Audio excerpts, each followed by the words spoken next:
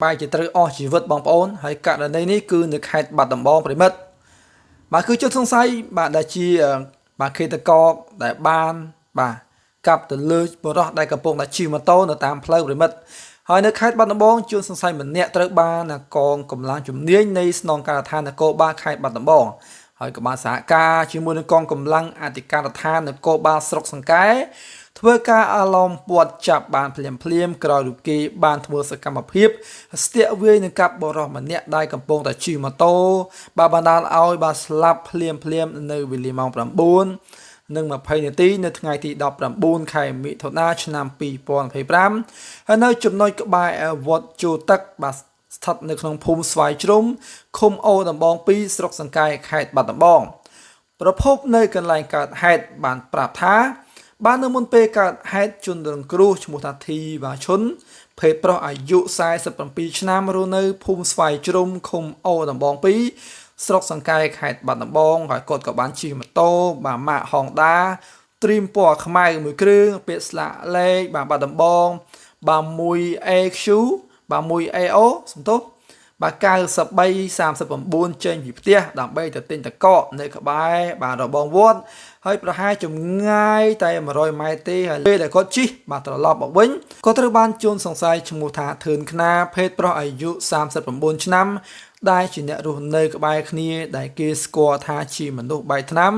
បានចេញមកបាទមានទៀងដំបងនិងពូថៅវាយបណ្ដាលឲ្យដួល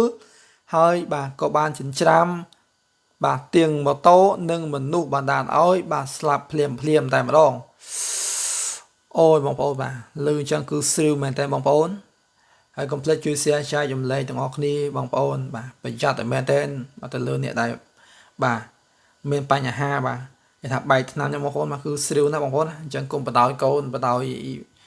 បាទទាំងយើងដោយប្រយ័ត្នប្រយែងបងប្អូនទាំងអស់គ្នាធ្វើដំណើរទៅណាមកណាប្រយ័ត្នប្រយែងមែនតើ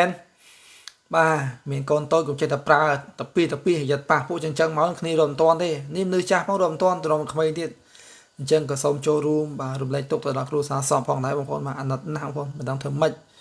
បាទបើរឿងនេះកើតឡើងអញ្ចឹងបងប្អូនបាទទាំងគ្រូសាគេគ្រូសាយើងគឺពិបាកទទួលយកខ្លាំងមែនទែនបងប្អូនហើយសង្ឃឹមថាខាងផ្លូវច្បាប់នឹងដាក់ពិន័យឲ្យធ្ងន់វាមិនណាបាទដោយសារតែបាទគឺរឿងនេះគឺស្ដាយណាបងប្អូនណាបាទគ្រូសាគេគ្រូសាយើងគាត់ទៅទិញតកកសោះបាយជាត្រូវអស់ជីវិតដោយសារតែមនុស្សម្នាក់ដែរបាទមិនដឹងថាគំនុំយ៉ាងណាបងប្អូនបាទសរសេរអក្សរមកគឺដាក់ថាគាត់ញៀនឆ្នាំមកវិញបាទគេថាបែកឆ្នាំមិនបិទប្រិមិត្តបាទសង្វេគណាស់បងប្អូនអូយបាទសង្វេគមែនតើអញ្ចឹងយើងពិបាកមែនតើបងប្អូនបាទហើយដល់ពេលអញ្ចឹងគឺមានតែចូលរួមសោកស្ដាយបងប្អូនបាទអាណិតគាត់មែនតើហើយចឹងដំណងនេះមានតែប៉ុណ្ណឹងទេប្រិមិត្តបាទហើយខ្ញុំបានដកស្រង់ចេញពីប្រព័ន្ធ Telegram បាទគ្រប់បាទព័ត៌មានទាន់ហេតុការណ៍ប្រិមិត្តហើយនេះជាដំណឹងមួយដែលពិតជាក់លាក់បាទឃើញហើយគឺអសរហើយបើសិនជាខ្ញុំបានអានទៅបាទតាក់ផ្លត់ត្រង់ណាសូមមេត្តាខន្តីនិងអភ័យទោសខ្ញុំបាទមិនមែនជាអ្នកអានអត្ថបទអីប្រចាំកាយអ្នកព័ត៌មាននេះទេប្រិមិត្តគាត់ជា admin សម្រាប់ការបាទចែកចម្លែកទៅដំណឹងទូទៅតែប៉ុណ្ណោះអ្វីដែលខ្ញុំអាចចែកចម្លែកបានខ្ញុំនឹងចែកចម្លែកប្រភពពិតណាបើប្រភពមិនពិតខ្ញុំមិនហ៊ានចែកចម្លែកទេហើយបើសិនជាបងប្អូនគិតថាប្រភពនេះមិនពិតនោះអាច comment ផងដោយសារមានការបង្ហោះសត្វតែភាសាព័ត៌មានភ័យគេធំប្រិមិត្តណាបាទហើយខ្ញុំក៏បានបាទយកបន្តជូនប្រិមិត្តស្ដាប់ហ្នឹងទៅបាទអញ្ចឹងវីដេអូនេះមានតែប៉ុណ្្នឹងទេអរគុណជួបគ្នានៅវីដេអូក្រោយ